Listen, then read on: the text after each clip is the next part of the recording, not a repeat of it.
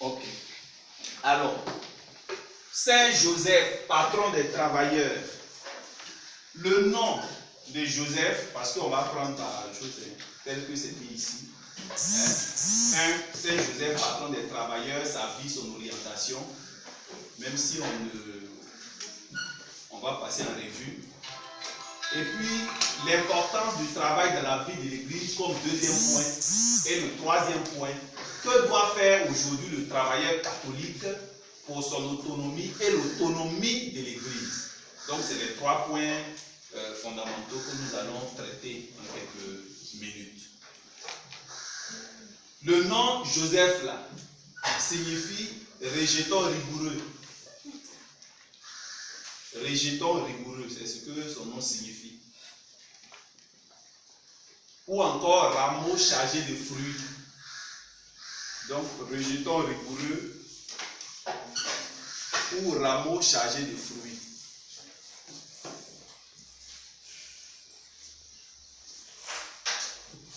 Nous qui sommes des humains, nous sommes des rameaux qui sont greffés au grand arbre qui est le Christ.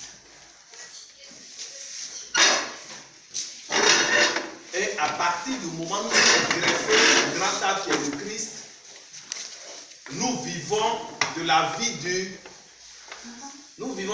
de qui? Christ. Voilà. Donc le grand arbre, le tronc. Donc si nous sommes les branches, nous ne sommes pas séparés du tronc. Donc nous vivons de la vie de Christ. Donc vous voyez déjà la logique de ce monsieur qu'on appelle Saint Joseph. Rejeton rigoureux ou rameau chargé de fruits.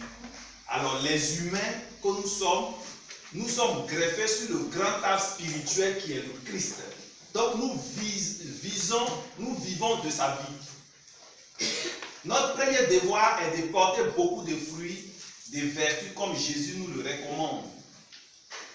Alors, la fête de Saint Joseph a été fixée au... Où? Dès quelle date d'abord? Ou bien on le fait combien de fois dans l'année? 2 fois. 2 fois, oui. Mars. Oui. Le 19 mars et le 1er mai. Saint Joseph a bénéficié d'un patronage. Alors le 19 mars a été remplacé par le pape Pie, comment il s'appelle, Pie XII, par la fête de Saint Joseph artisan, fixée au 1er mai, jour de la fête du travail. L'artisan de Nazareth veut enseigner à tous les hommes la dignité du travail, spécialement du travail des mains. Joseph est honoré par l'Église pour la manière dont il n'a cessé de se conformer avec sa foi à la parole de Dieu et pour la coopération que ce faisant, il a apporté à la réalisation du plan de Dieu pour le salut des hommes. Aussi a-t-on choisi la date du 19 mars pour l'honorer comme époux de la bienheureuse Vierge Marie et protecteur de la Sainte Famille. Donc, 19 mars, là, c'est cela. Le pape Pie IX, en 1870, a fait de lui le patron de l'Église universelle et Benoît XV, le pape qui est parti tout récemment, comment il appelait? Benoît XVI. Donc, Benoît XV, en 1920, en a fait le patron des ouvriers. Donc, c'est en 1920 que Saint Joseph est devenu le patron des ouvriers. Cette fête est célébrée le 1er mai.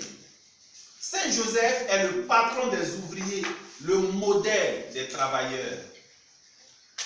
La date du 1er mai est aussi déclarée la fête du travail pour honorer tous les ouvriers, qu'ils soient des campagnes ou des villes. Donc, 1er mai, la fête des travailleurs. Est-ce qu'il y a des travailleurs en Afrique? faut répondre. Oui. Vous ne répondez pas bien. Oui. Il y a des travailleurs en Afrique. Oui. Est-ce qu'ils sont bien traités? Non. Bon, d'accord. Vous savez plus ou moins la période de la bourgeoisie et du prolétariat. C'est ça, non? Voilà. C'est dans cette période-là qu'est né le syndicalisme. C'est l'Église qui est à la base du syndicalisme. L'Église a été marraine du syndicalisme. Parce que les ouvriers étaient maltraités.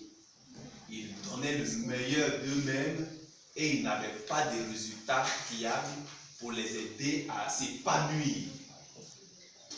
Donc, c'était difficile de se mettre ensemble, mais l'Église les a aidés. Et l'Église continue de les aider. Est-ce qu'aujourd'hui il y a des syndicats? Hein? Il y a des syndicats.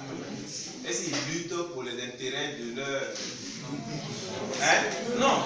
Et il faut répondre doucement, doucement, on va bien comprendre. Il y a quelques-uns. D'accord. Donc, regardez bien l'origine des syndicats. Les ouvriers, ils étaient les plus nombreux, ils travaillaient avec leur cœur, ils donnaient le meilleur d'eux-mêmes. En retour, ils étaient mal rémunérés. Mal rémunérés. Quand on est mal rémunéré, est-ce que ça peut prendre tout le temps, toute la vie? Non. Un jour arrive et tu sors de toi-même et on ne te reconnaît plus. Ce jour était arrivé, ce n'était pas facile, mais l'Église les a aidés à s'organiser. Donc l'origine c'est cela.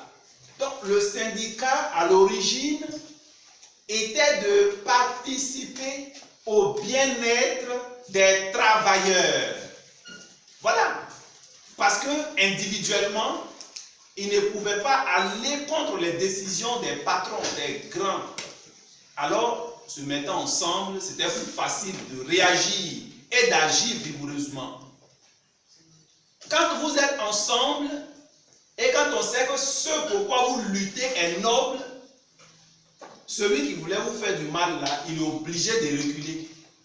Mais s'il considère ou il constate des failles dans votre système, il va vous phagocyter.